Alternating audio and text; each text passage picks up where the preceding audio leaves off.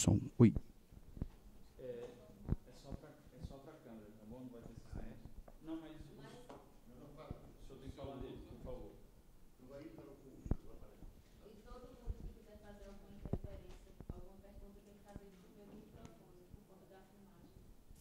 Senhoras e senhores, bom dia. Nós queremos dar abertura à 11ª edição do curso de Investigação de Homicídios e Drogas Ilegais. Para contextualizá-los, essa é a turma de Investigação de Homicídios e a outra turma, Drogas Ilegais. Eu gostaria de apresentar nesse momento o professor Júlio Jacobo, que é o nosso docente nesta manhã. Ele formou-se em Sociologia pela Universidade de Buenos Aires e é mestre em Planejamento Educacional pela Universidade Federal do Rio Grande do Sul, coordenador da área de estudos sobre violência da Flasco, Faculdade Latino-Americana de Ciências Sociais, já foi diretor de pesquisa do Instituto Sangari, exerceu funções de coordenador regional da Unesco, em Pernambuco, coordenador de pesquisa e avaliação e do setor de desenvolvimento social da Unesco, Brasil. Anteriormente, exerceu as funções de consultor especialista em diversos organismos internacionais do Sistema das Nações Unidas, como o PNUD, a OEA, a ILCA e a Unesco. Atuou como professor em diversas universidades da América Latina, tendo exercido o cargo de diretor do Departamento de Ciências Sociais na Universidade Nacional de El Salvador, em El Salvador, Centro-América e da Universidade San Juan, Argentina, além de pró-reitor acadêmico da Universidade Nacional de Comahue, Argentina. Autor do Mapa da Violência e outros estudos de referência na área de enfrentamento à violência. E, recentemente, em 2013, foi presenteado pela Presidente da República, onde recebeu o Prêmio Nacional de Segurança Pública em Direitos Humanos pelo conjunto de sua obra. Professor Júlio Jacobo, o senhor está com a oportunidade.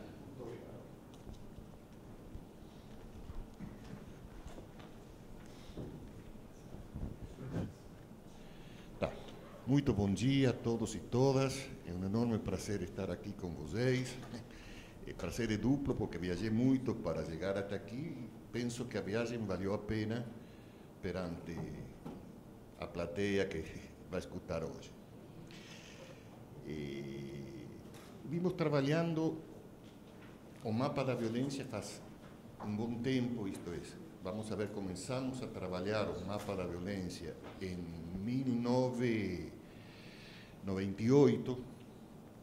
Não sei se vocês lembram, o que morava aqui no Distrito Federal deve lembrar a morte do índio Galdino, aqui que foi queimado por um grupo de jovens, filhos de juízes, filhos de classe média, etc.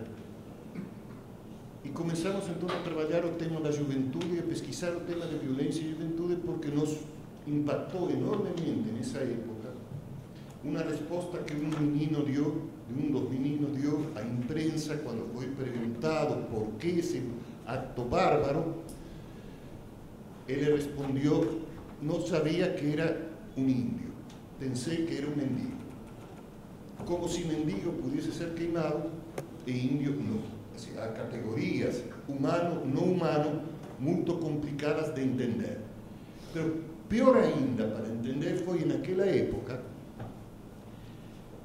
que a violência chegava ao quintal da classe média e da classe alta. Até esse momento havia uma visão relativamente maniqueísta da violência, que eram os pobres, os violentos, e os ricos que se defendiam dessa violência, botando grade, segurança, etc., porque os pobres estavam atacando os ricos. Essa era a visão imperante nessa década da violência nos jornais, na imprensa, na mídia, na ideologia da população. Pobreza igual a violência, ricos temos que nos defender de alguma forma.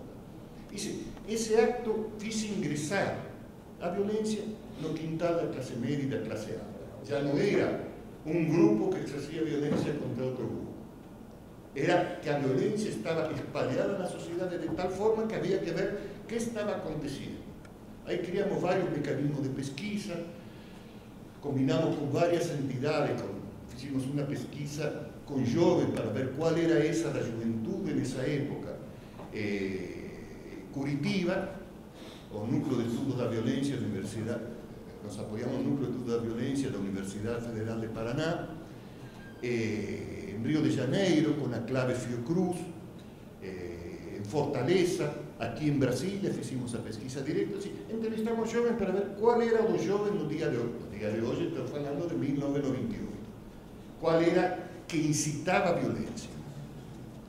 Então, este é o último mapa publicado até hoje, que foi publicado pela Secretaria-Geral da Presidência da República.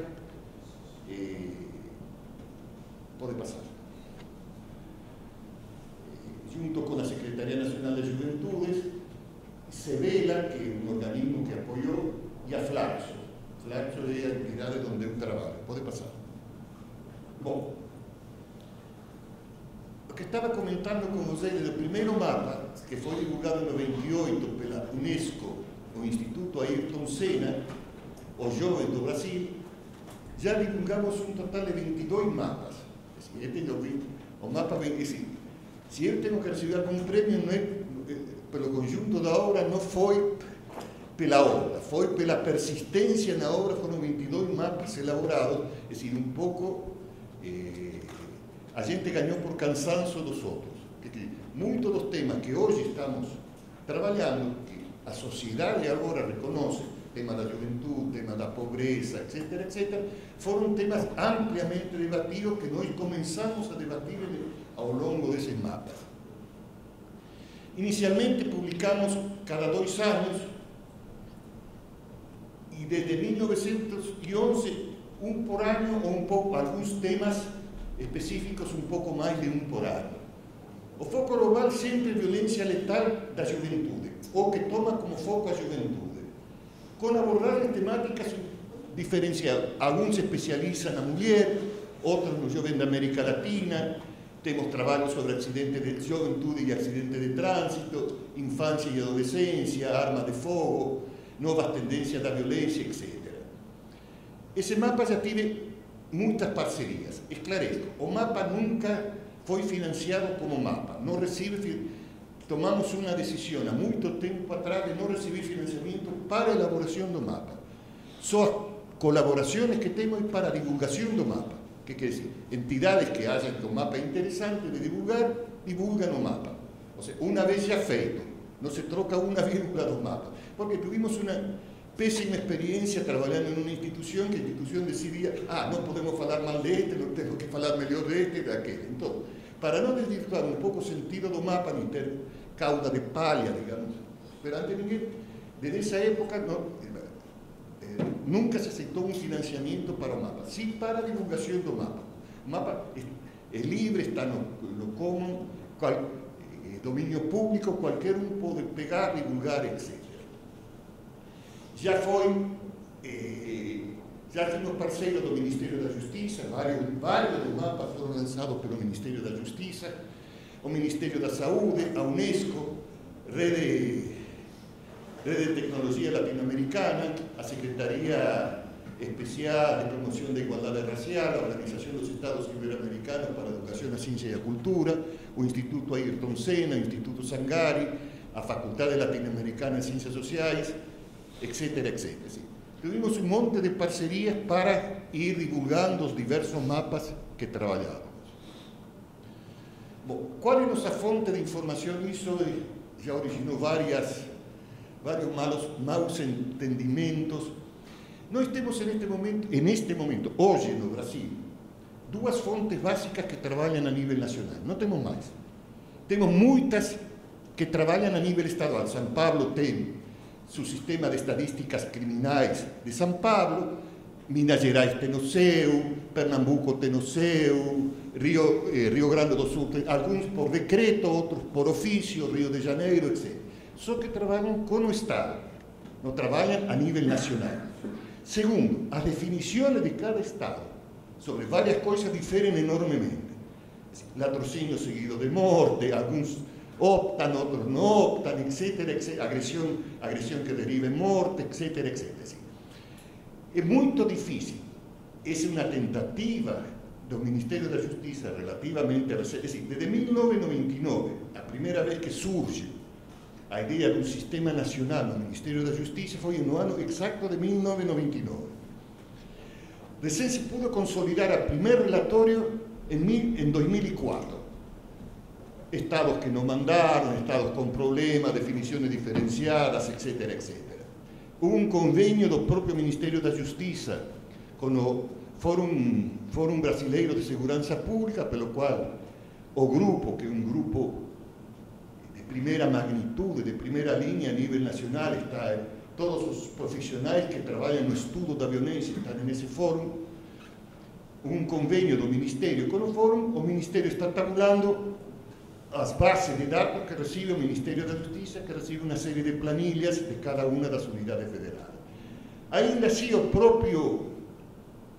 último relatório, que data, o último relatório de 2000, o último, desculpa, anuário estadístico publicado pelo Ministério da Justiça e que traz dados para 2012, reconhece que tem alguns problemas ainda de cobertura, que tem algum problema de qualidade dos dados, etc. Então, isso foi implantado em 2006 aproximadamente. Temos uma série histórica, hoje já é uma série histórica de 4, 5, 6 anos que se pode começar a trabalhar. A ver, o que é o que estamos ganhando e o que é o que estamos perdendo. Em 1998, quando nós começamos, não existia nada pelo Ministério da Justiça nem por ninguém que tivesse dados de nível nacional. A única fonte que existia nessa época que nós começamos a utilizar é o Sistema de Informações de Mortalidade do Ministério da Saúde. O que quer dizer? Há uma lei que establece que qualquer cadáver, para ser enterrado, para pleitar perante o INSS, etc., tem que ter a sua certidão de óbito. A certidão de óbito é lavrada por cartório de registro civil em presença de uma declaração de óbito assinada por médicos competentes ou, em seu defeito, por testemunhas idôneas. Isso serve para enterrar, serve para fazer trâmites, etc. E nessa declaração de óbito, os médicos, o cartório tem que consignar um código que é da Classificação Internacional de Doenças da Organização Mundial da Saúde, que tem um capítulo especialmente dedicado a homicídios. Agressões intencionais com intenção de originar danos nas outras pessoas que levaram à morte dessa pessoa. É o que nosso Código Penal identifica como homicídio culposo, intenção de matar. Bom, era o único que se tinha nessa época e nós seguimos utilizando porque ainda hoje, para nós é mais, para tratar homicídios, é a fonte mais fidedigna, que tem uma definição única, nacional, única, e além disso, melhor ainda, uma definição única internacional.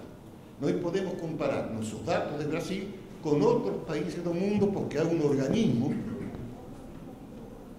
que se chama HUSIS, que é o World Mortality Databases, que ele pega de cada país do mundo, que todos os a OMS, Organização Mundial da Saúde, tem 194 países, são todos países do mundo.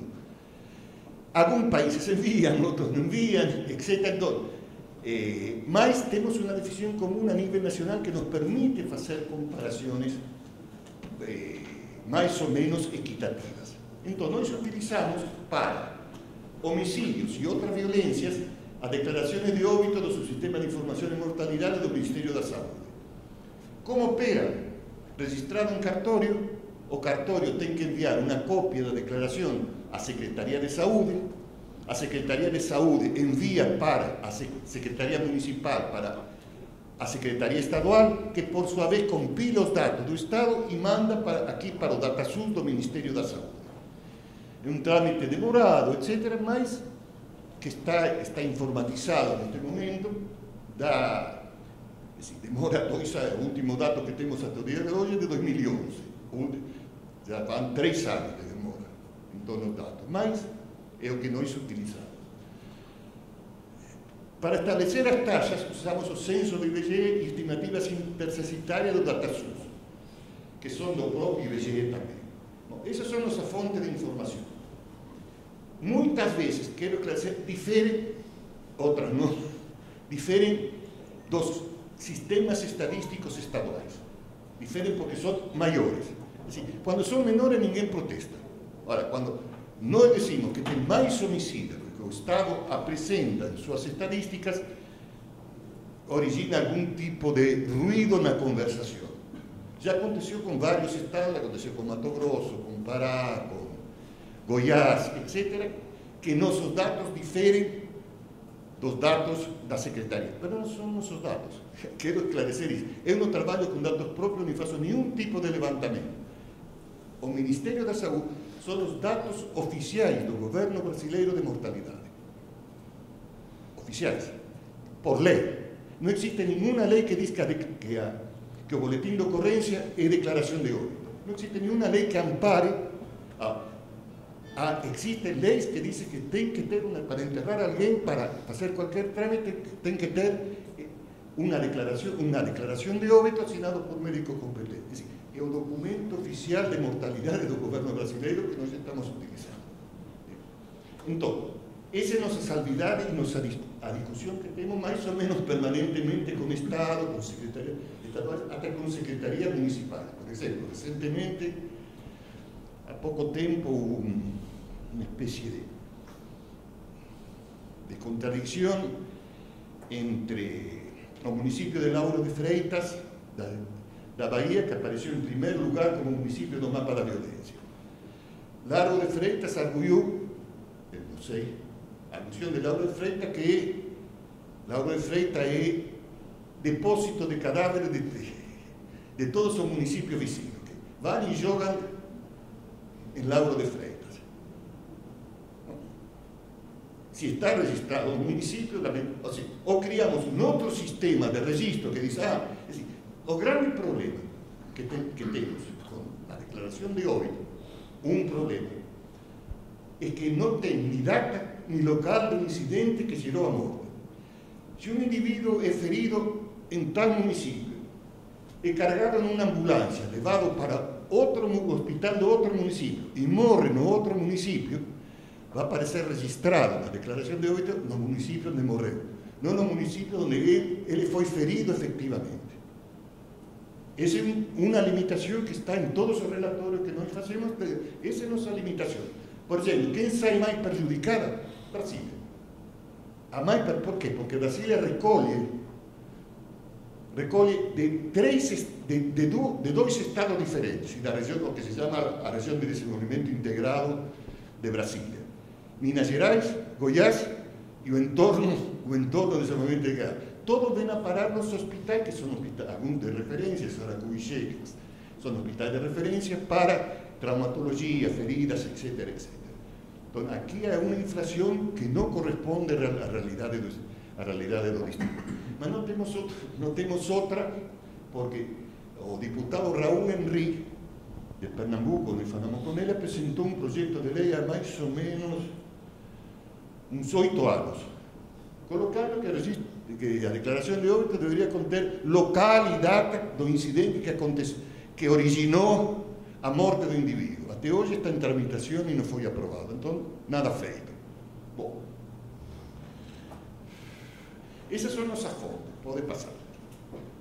Bom, entremos aos dados. Olha, eu trabalho com dados, eu não trabalho com hipóteses, com teorias, etc. Eu trabalho com dados, é meu trabalho. Tem outros que trabalham com hipóteses, por que aconteceu. Eu extrago hipóteses a partir dos dados. Não faço hipótese e depois vou procurar algum dado que corrobore minha hipótese. Meu primeiro trabalho é pegar as estatísticas de mortalidade e processar elas. Aí começo a ver o que está acontecendo, por que sube, por que desce, etc. E procuro algum tipo de explicação para esses fenômenos. Bom, deem uma olhada. Entre 1980 e 2011, o CIN registrou 1.148.908 homicídios, dos quais 607 eram jovens de 15 a 29 anos de idade, 53% do total de homicídios. Os jovens representam 27% da população. Se fosse correspondente, deveria ter 27% dos homicídios, mas não. Deem uma olhada como evoluiu. No ano de 1980, o primeiro ano que temos dados, não, é o segundo ano, o Sistema de Informação de Mortalidade começa a divulgar dados desde 1979. Ainda tem alguns defeitos, algum problema, foi o primeiro ano, já sei que o primeiro ano sempre é complicado. Já, então, nós começamos a trabalhar um número redondo que é 1980. Aconteceram 9.585. Assim, uma segunda questão. Para entender melhor as estatísticas, desculpe, eu dividiria a população em dois grandes grupos. Os jovens, 15 a 29, e os não jovens, aqueles que ainda não chegaram, 0 a 14, ou aqueles que já passaram da faixa jovem, 30 ou mais anos de idade. Então, dividimos a população para ver quais são as diferenças entre os jovens e os não jovens, os que não chegaram ainda, os que já passaram da faixa. E aí nós descobrimos algumas diferenças bem significativas. Primeiro e fundamental, em 1980 não havia muita diferença, havia diferença, a diferença era aproximadamente 70% a mais de mortes jovens que de não jovens, 70% em quanto taxas. A taxa é a relação entre o número de homicídios e a população jovem ou a população não jovem. Assim, é uma espécie de porcentagem, só que se faz para cada 100.000 habitantes. Em vez de ser por cento, é por 100.000. A taxa jovem era de 17,2 homicídios cada 100.000 jovens, e a taxa dos não jovens era de 10,2 cada 100.000 não jovens. Que quer dizer, havia mais ou menos um 70% de diferença entre ambas. Era esta diferença agora aqui. Chegamos a 2011, aqui. Olha, a taxa da população não jovem foi para 21, duplicou. A taxa da população jovem tem um aumento de tal forma que neste momento, 2011, o último dado que temos, é 2,5 vezes maior que a taxa no jovem. Isto é, praticamente 80% dos aumentos dos homicídios no Brasil se explicam pelos aumentos da juventude. O resto, o outro 20%, é aumento no resto da população. Então, nós podemos chegar a uma conclusão que agora vamos a tentar aprofundar. Nosso problema, em realidade, quando combatimos homicídios, violência homicida, é tentar focalizar o tema da juventude. Claro, isso muda de estado para estado. Isso tem que ser... Isso é geral para o Brasil. Tem estado que tem muito mais vitimização jovem e tem estado que tem menos vitimização jovem. Vamos chegar a ver isso, e está nos trabalhos que vocês estão recebendo, está esse material. Bom, o grande problema que temos, que estamos trabalhando com magnitudes que escapam, fugem a nossa capacidade de entendimento. Dá uma olhada, se eu digo para uma mãe de família, olha, teu filho tem 74 graus de temperatura Fahrenheit, medida na escala Fahrenheit, como se mide nos Estados Unidos, a mãe vai dizer, isso é bom ou ruim? Não sabe. Se 74 graus de temperatura, ela sabe, se eu digo para uma mãe, olha, teu filho tem 40 graus de febre, a mãe vai sair correndo para o próximo posto de saúde porque sabe que ele tem problema. Ninguém vai explicar para ela que 40 graus de febre é muito. Ela já sabe por experiência dela. Na área do homicídio, trabalhamos com tal número, com tal magnitude, que nos fugem, nos escapam de nossa mente as diferenças. É o mesmo que alguém que ganha na loto 100 milhões ou 400 milhões. Para mim não tem nenhuma diferença entre 100 e 400. Eu não sei o que isso significa. Bom, vamos a tentar ver o que significam esses números, que são 607.224 jovens que morrem em 30 anos de nossa história. Vamos tentar ver. Pode passar. Deem uma olhada. Nos últimos 4 anos, de 2008 a 2011, aconteceram um total de 206.005 homicídios dos quais 110.000 eran jovens de 15 a 29 anos de idade.